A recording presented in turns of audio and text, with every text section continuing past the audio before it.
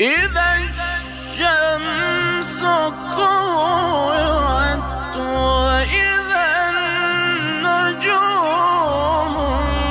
انكدرت وإذا الجبال سيرت وإذا العشار